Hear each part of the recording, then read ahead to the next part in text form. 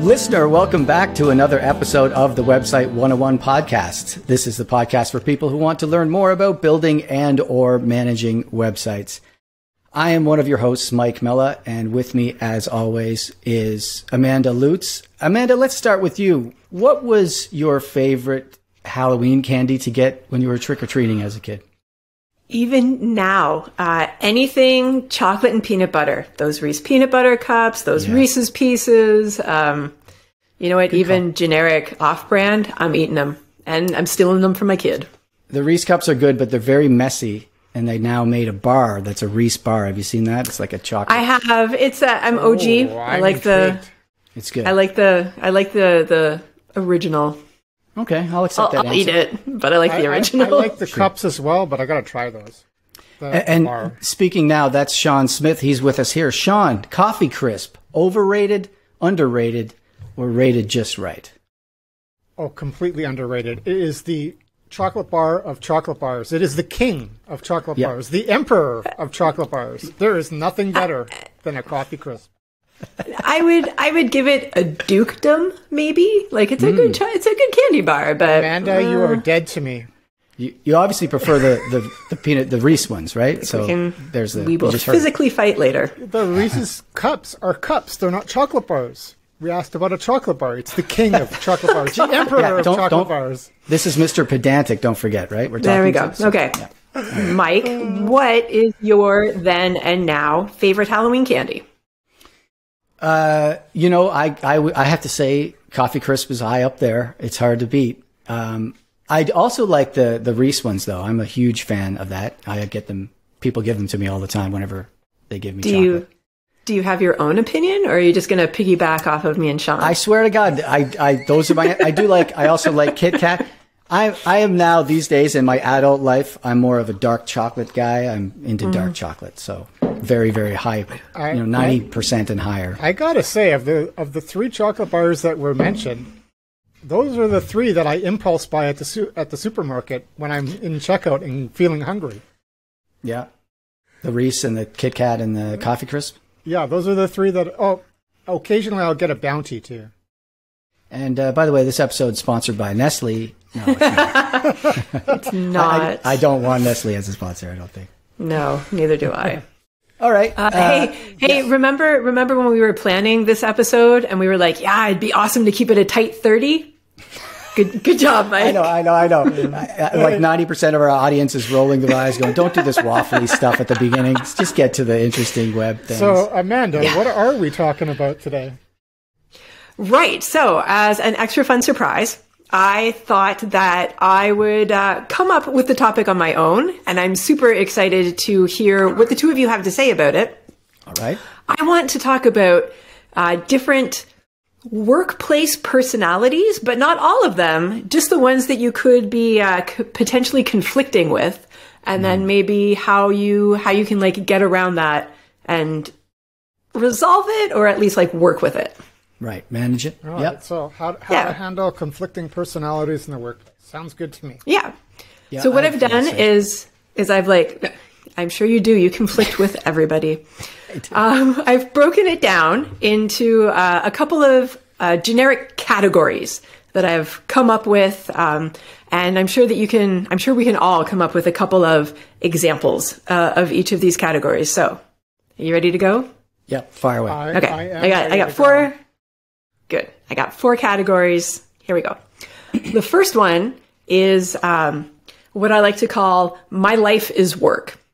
This is the type of person on the team where you like wake up in the morning and there's already like 3 emails from them that they sent overnight, and you think to yourself, what are you doing? Can you not make a friend?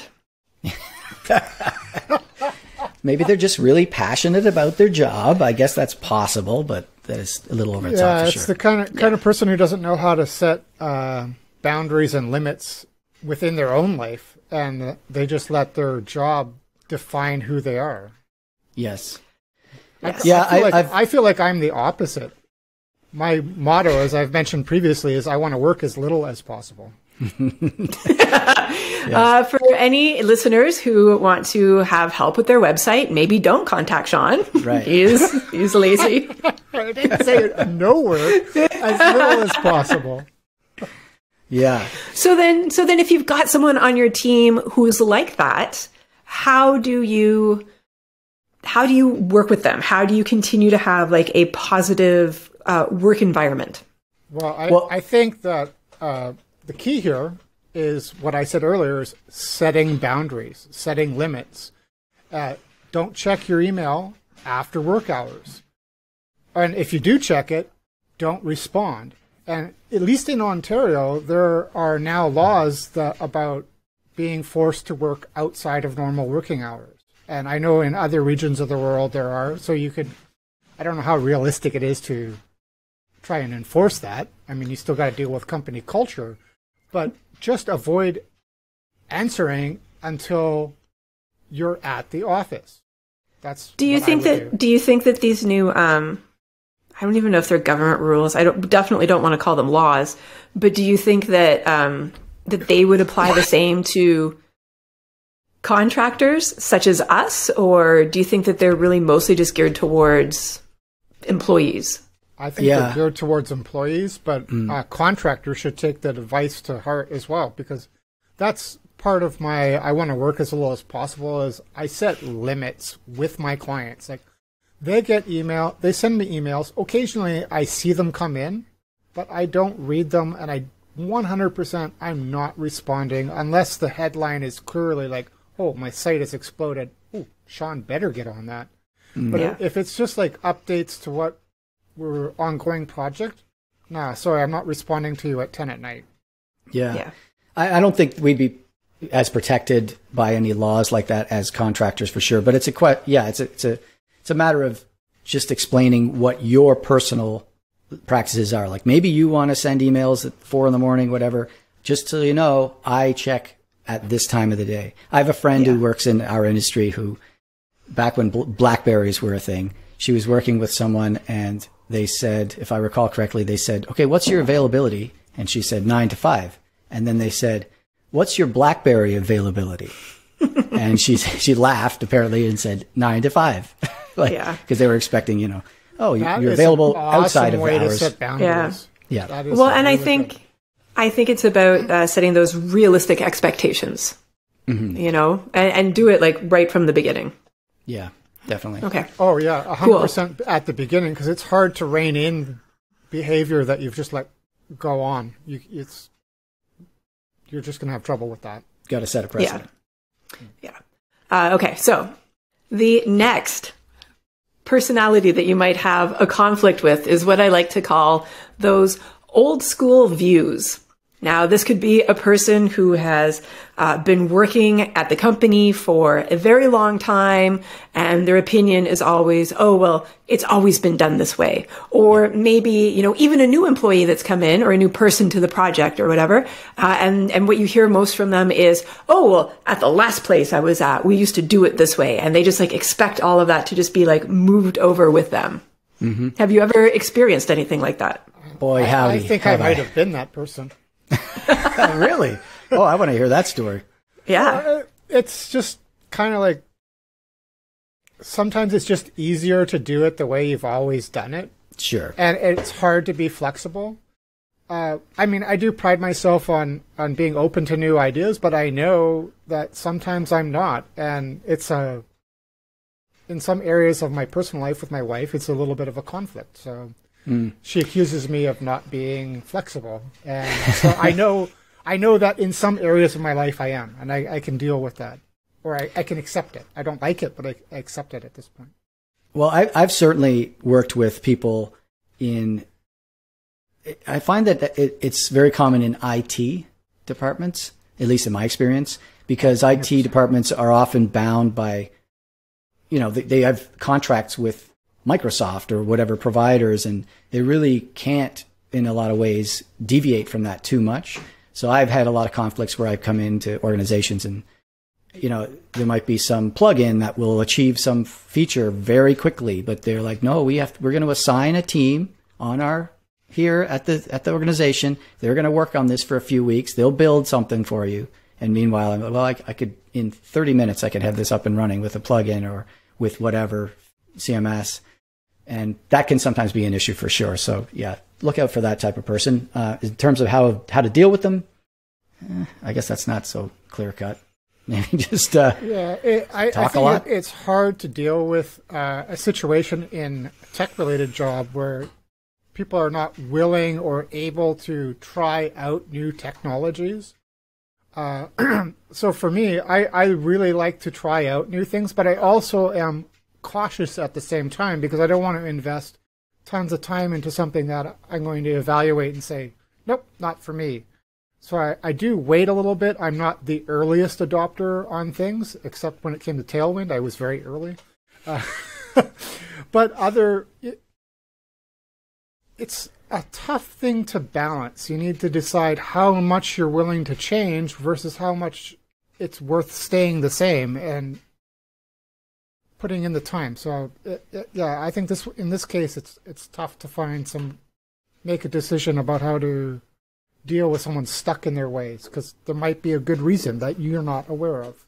It would be very common in our industry for sure to have that kind of thing. Yeah, I think that maybe it would be best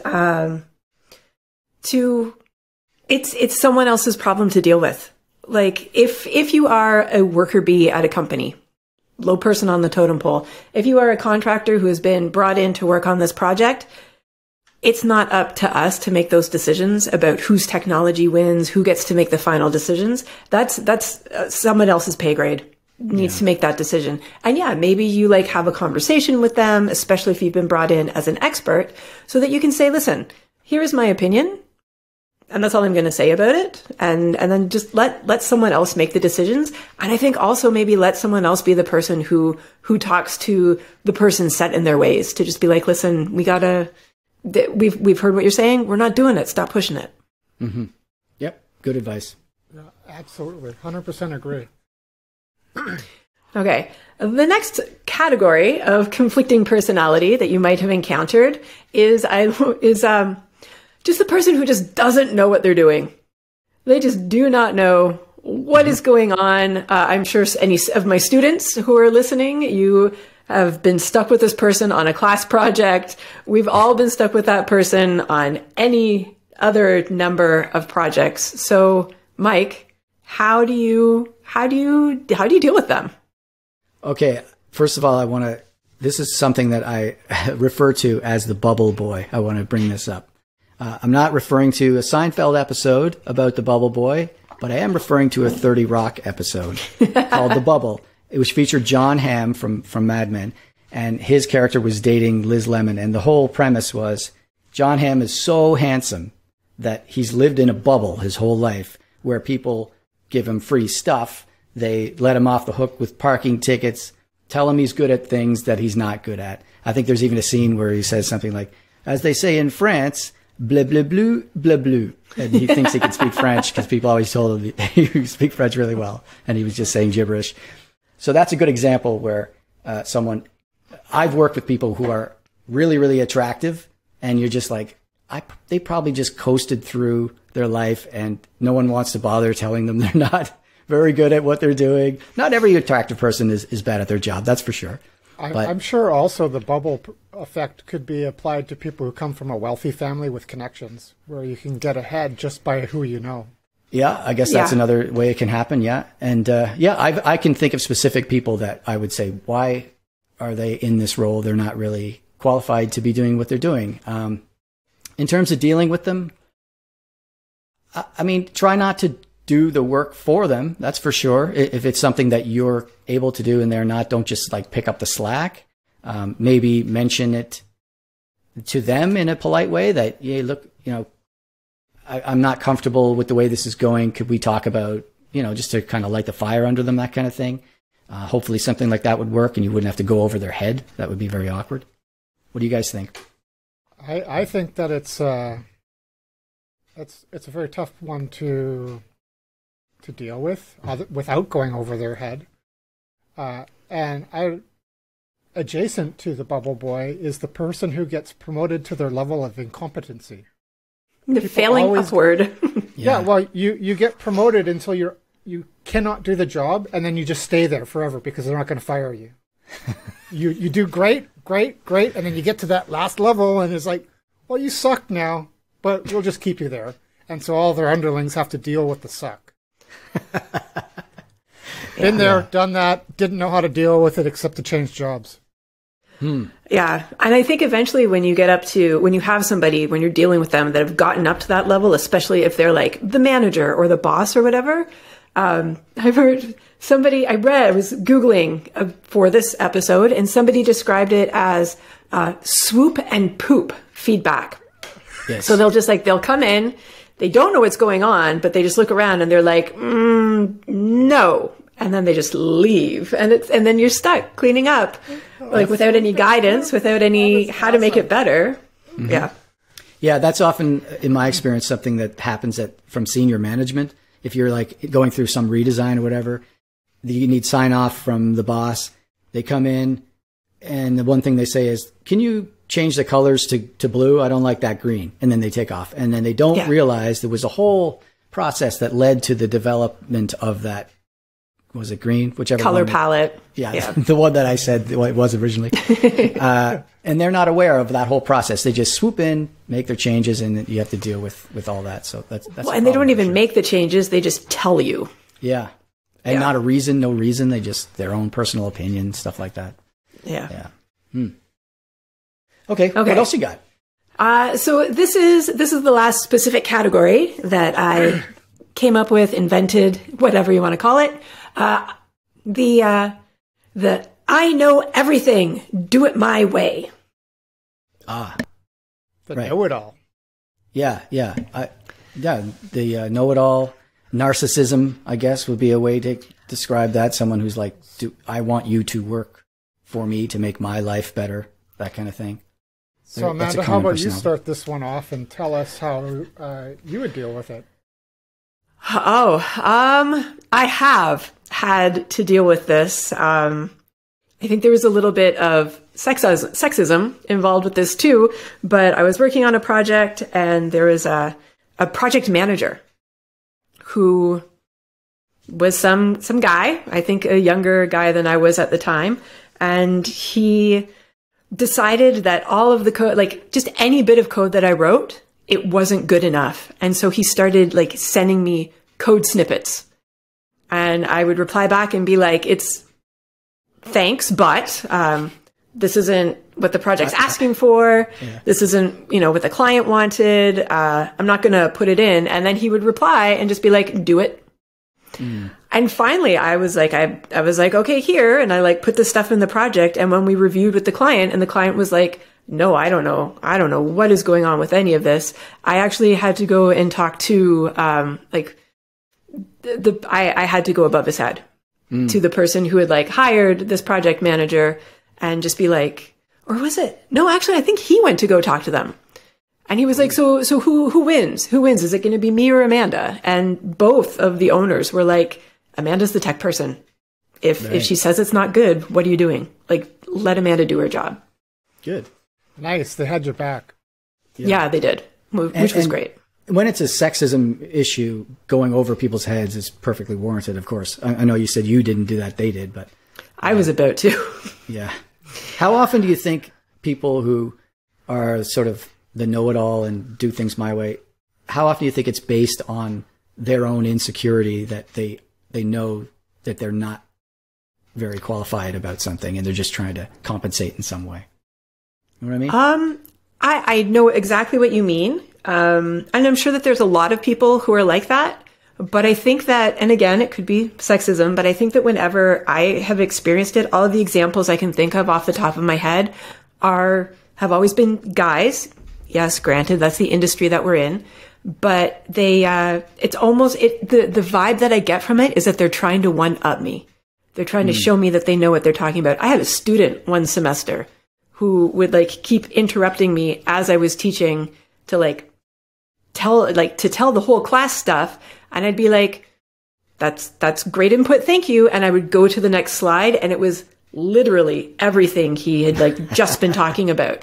So eventually I had to tell him, I'm like, you know what? Can you just like, I want to hear what you've got to say, but can you just wait until I like get through the stuff that I want to say? And like literally every single time for the next 5 times he put his hand up, like I had just beaten him to the punch. So nice. I don't know if he was trying to show off or he was trying to one up me or maybe prove to me that he was better than the class. Like I have no idea what was going on. I don't know. I think that it's just the guy's not good trying to show up his teacher, whether the teacher is male or female at all. Like a question and interruption once. Okay, you're a little bit keen. Twice, you're a little bit keen, but more than that, now you're a pain in the ass. Yeah, no, for sure. Yeah, that's interesting. Yeah, I'm sure you have much more, experience, I assume, dealing with this kind of stuff than either of us, just because of the industry, as you say. With that, but yeah, let's stick to the I know everything. Yeah, do things my way type of personality. You must have experienced that as well. Yeah. How did you deal with it? I think everybody has done it. Basically, just like you have to show that you're correct. It's like they're trying to do it. Like what happened with you is that your bosses or the higher ups came down and said, "Well, look, she's the expert. You need to demonstrate your expertise and that you are actually correct." And without doing it in a way that you come off as an asshat, so, you need to be humble or polite and just, maybe humble is the wrong approach with somebody who's being like that, but it's like, look, here's the proof. This is the evidence that I am right. Yeah. And if they're still denying it, then it's just a power trip or, maybe they're mansplaining or being sexist or typically, like, I just feel like it's somebody who wants to exert their power or feel powerful over somebody. They're basically a bully in the workplace. Yeah, I think that a good, what you said, Sean, about evidence, that's the key. And it's not even about proving that I'm right. It's more proving that this approach is the correct way to go. Like, let's say if you're, again, just to keep in our industry here, you're going through a rebuild and, going back to the blue and green buttons, if maybe you've done testing and you've identified that the blue resonates or whatever, let's say blue resonates better with the audience. And if he prefers the green and was like, do it my way, if you show them, look, this is the testing, this is what it, the results from it and what it showed us that the other color works better, then it's really difficult to argue against that because everyone now knows, oh, we have actual evidence that way is going to work. Where is your evidence? And yet you want us to do it your way, it won't make sense at that point. So I think that's a good way to go about it. Just get the evidence, I have one more thought about this as well, is you could, somebody who's say, do it my way is correct, ask them to explain why their way is better. If they can't explain it, if they go back to the, well, I've always done it, which is kind of back at the top of the show, or some other, what is it? Appeal to authority. This way over here. Do you have a list of personality traits over there? What is that? Oh, apparently it does. Oh, sweet. Thou shalt not commit logical fallacies poster. Wow, that's great. I love that poster. You can find it online for free. I printed it up and framed it. Very nice. So appeal to authority. Sure. So I'm going back to sort of lost track. It was like, explain yourself, and if they can't, or they just say, hey, I'm your boss, do it this way, then they're doing an appeal to authority without any evidence. You're probably not going to win, but at least you know what's going on. If they are the authority, yeah, that's right. So I do look at that from time to time. That's great. Okay, so can you think of... I will include a link to it in the show notes so you can print it up for yourself. Can either of you think of any other type of personalities that you've had conflicts with? Not even, conflicts, or just you were like, I do not get you. I worked at a place where this person would just chat and yammer and constantly, I had to wear, even if I wasn't listening to music, I would still have to wear headphones so that they would just not bother me. I heard an entire soap opera saga that was going on with her neighbor's cat being sick because the neighbor was giving the cat human vitamins. I just did not want to deal with it. I did not want to hear it. I did not want to be a part of any of it. And like all I could really do was just, smile and nod and be like, non-committal. Can you imagine? And then, okay, I've got some work to do now, and then put my headphones back on and, bob a little bit until they left to pretend I was listening to music. Right. Exactly. Yeah. Yeah. So if you picture, I don't work in an office with all kinds of people, thank goodness. But when I did, frequently what would happen is people would come over to my desk and sometimes sit on the desk, like a cubicle. And start talking. And it just drove me crazy because it breaks my workflow and I don't want interactions in that way. Send me an email, all that kind of thing. I've actually heard of an approach some people do. I've heard of the headphones thing. Some people wear headphones even if they're not listening just to make it look like. But I've heard you can get a you can get like a post-it note, not a post-it note, but like some kind of a sign, and it actually says something like, I don't know, if this sign is up, it means I am working hard. Please do not disturb. And and they put it like on the back of their chair or something.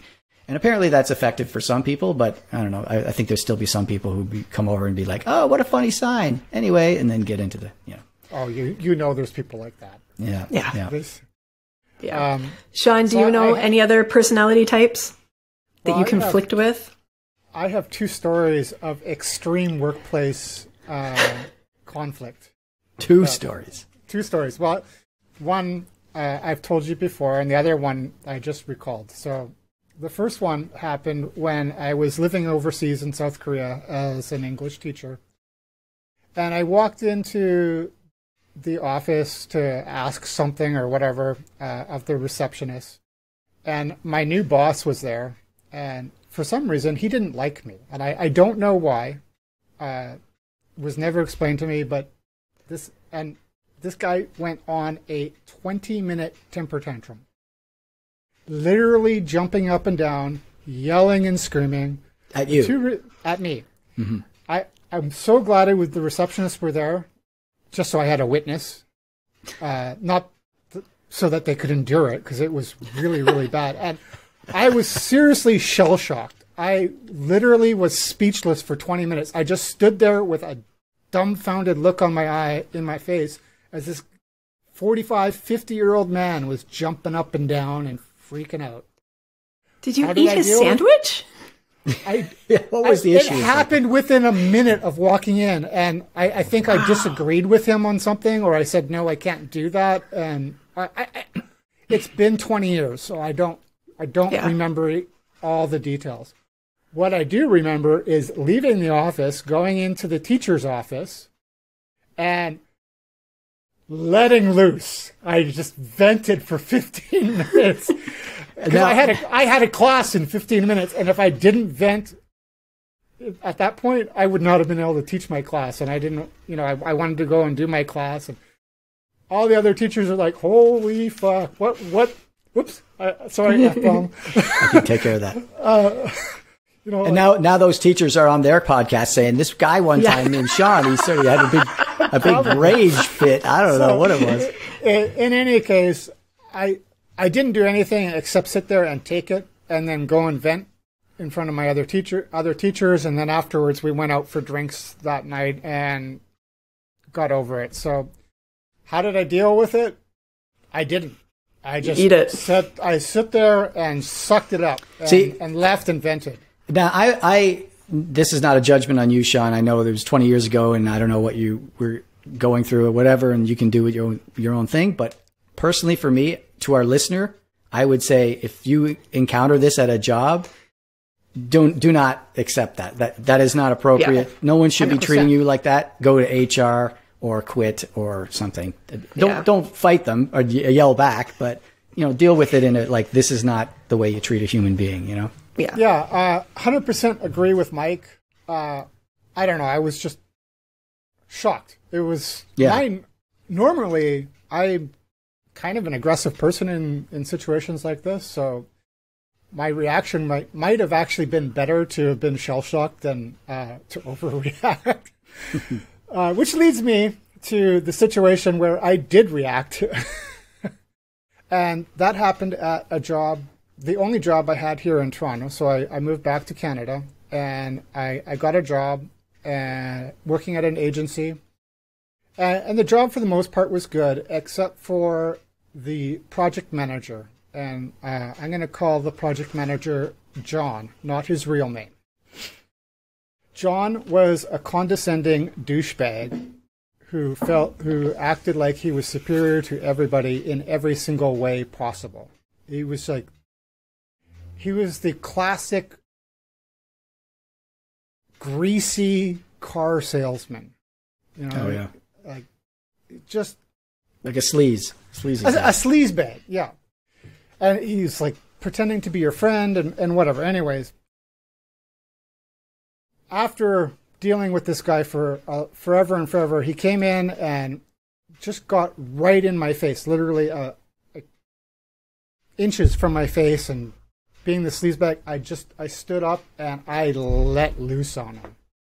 Verbally. Almost came to, like, I turned into the guy I just told the story about. Yeah, got it. So after that, no more problems with him. John turned out to leave me alone. Oh, good. And now is your golf buddy. I also got the next day off of work. Because they were scared of you, man. Yeah, that's right. It was a small company. There was like 10 people there. And the boss called me into his office afterwards. I expected to get fired. And he's like, listen, I know John can be difficult. Take the day off tomorrow. Wow. I was like, why don't you fire John? Everybody hates him. Wouldn't do that. I don't know why. All I know is I got the day off and I got John off my back. Nice. Well, that's good. Still, wow. Not the greatest story because I did completely overreact. Yeah. I bet you're even more glad than I am that you're not working in an office with lots of people around. This is the kind of experience you go through when you work in an office. Well, look, overworking for 30 years, over the 30 years of working that I've had 2 major conflicts, which I guess is a lot in the grand scheme of things, but it's only 2. Most of my work in life has been good. Yeah, right. Mm-hmm. Those were definitely memorable, though. So, to wrap it up, do you have any high-level information for our listeners? Mike, you keep saying listener, singular. We have more than one, I promise you. Anyway. I won't get into it. There's a story. Anyway. So do you have any high-level information for listeners that maybe they could just carry around in the back of their head? Mine would be, for example, you don't have to be best friends. You don't have to get along with everyone that you're working with and dealing with, but you still need to be respectful. You still need to be, kind of open-minded. And then at the end of the day, cover your butt, make sure you get your work done. And then that's what's gonna show you to be the shining star. Yeah, that's good advice, I think. I also think, just going back to what we said earlier about, the evidence, having evidence if there's a conflict, evidence for your position being the correct one or the most appropriate one.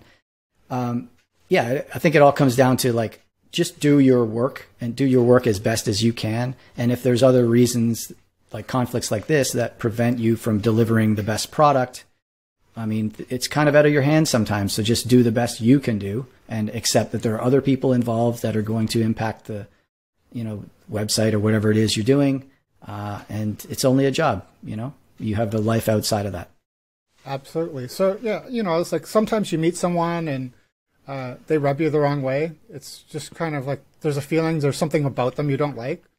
Well, the best thing to do is just pretend that you like them when you're at work and be civil and talk to them, do what you want and do what needs to be done to get the job done. Don't create this conflict because of some weird feeling. That weird feeling is just probably warning you to not be their friend outside of work. But you can be friendly with somebody and not be their friend. That's all. That's cordial, maybe. Yeah. Right. Professional. Okay. Sure. Awesome. Listeners. Yes, keep it professional. So listeners, either the one or plural, Mike, I'm very excited to hear this reason off air. If you have, what I think would be cool is to maybe do a follow-up episode with the personality types that you like working with, like just the sort of the stereotypical, really great people in every work environment. So listeners, if you have any stories or any like categories, or even better, tips on how to keep your eyes open for those types of people, let us know either in the YouTube comments. We're going to put this episode on YouTube, hooray, or drop us a line on the contact form, website101podcast.com/contact. Yeah. Yes, looking forward to hearing from everyone. Thank you for listening. Bye. Bye.